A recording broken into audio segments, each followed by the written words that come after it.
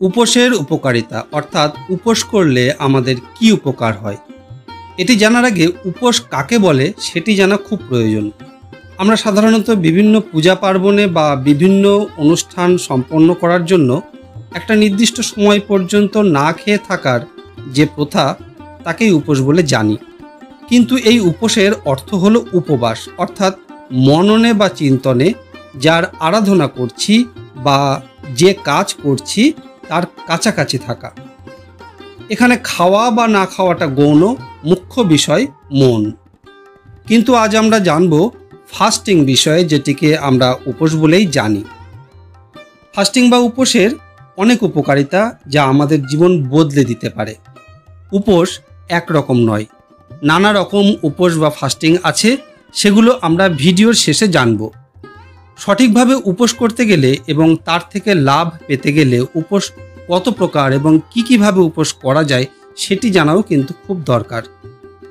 তাহলে প্রথমে আমরা উপোসের উপকারিতাগুলো জেনে নিই। উপোস বা ফাস্টিং আমাদের ওজন কমাতে সাহায্য করে, কারণ ফাস্টিংয়ে একটা নির্দিষ্ট সময় পর্যন্ত আমরা খাবার খাই না, ফলে ক্যালোরি ইনটেক হয় না, কিন্তু ক্যালোরি খরচ হতেই থাকে, তাই ওজন কমে। ফাস্টিং আমাদের মেটাবলিজম বা বিপাক ক্রিয়াকে বুস্ট করে, ফলে আমাদের শরীরের বিশেষ উন্নতি হয়, স্বাস্থ্য ভালো থাকে। ফাস্টিং বা উপোসের দ্বারা ব্লাড প্রেশার, ট্রাইগ্লিসারাইড, কোলেস্টেরল নিয়ন্ত্রিত হয়, হার্টের স্বাস্থ্য ভালো থাকে। তবে যারা হার্টের পেশেন্ট বা ডায়াবেটিকের পেশেন্ট তাদের ডাক্তারের পরামর্শ ছাড়া উপোস করা উচিত নয়। বিভিন্ন গবেষণায় দেখা গেছে ফাস্টিংয়ের মাধ্যমে ইনসুলিন রেজিস্ট্যান্স কমে যায় এবং ব্লাড সুগার লেভেল নিয়ন্ত্রিত হয়।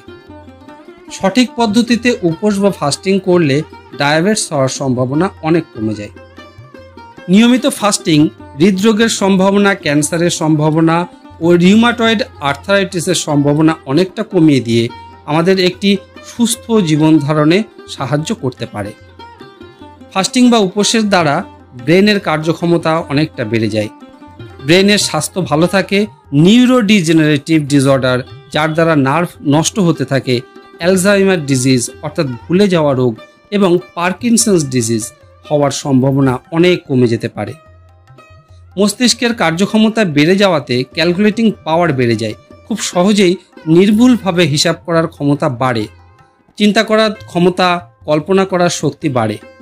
শুধুমাত্র উপোসের সাহায্যে এতগুলো শারীরিক সুবিধা পাচ্ছি, এখানেই শেষ নয়, আরও আছে। ফাস্টিং বা উপোস আমাদের গ্রোথ হরমোনের সিক্রেশন বাড়িয়ে আমাদের দীর্ঘ ও সুন্দর পেশিবহুল একটি শরীর দিতে পারে, দেহকে শক্তিশালী করে তুলতে সাহায্য করে। ভিডিও আরও দীর্ঘ করে কোনো লাভ নেই, এবার জেনে নিই ফাস্টিং কত রকম। এখানে উপোস কথাটি বলছি না, আমরা উপোস বলতে যা বুঝি ফাস্টিং প্রায় সমান অর্থে হলেও পুরোপুরি এক নয়, তাই শুধু ফাস্টিং কথাটি বলছি।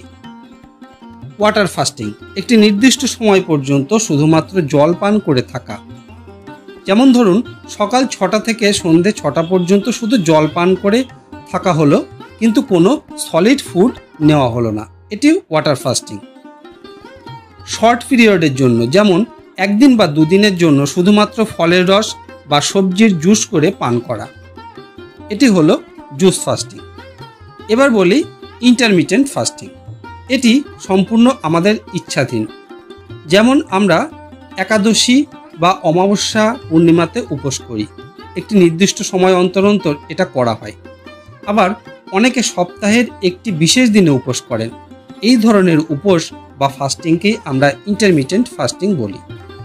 পার্শিয়াল ফাস্টিং, জল বা খাবার খাওয়া যাবে না এমন নয়, হয়তো দিনের একটি খাবার খাওয়া হলো না, যেমন হয়তো রাতের খাবারটি স্কিপ করা হলো। আবার হয়তো এমনটি করতে পারেন যে কোনো একটি বিশেষ খাবার খেলেন না, সেটি হতে পারে মাছ বা মাংস বা দুধের তৈরি কোনো জিনিস।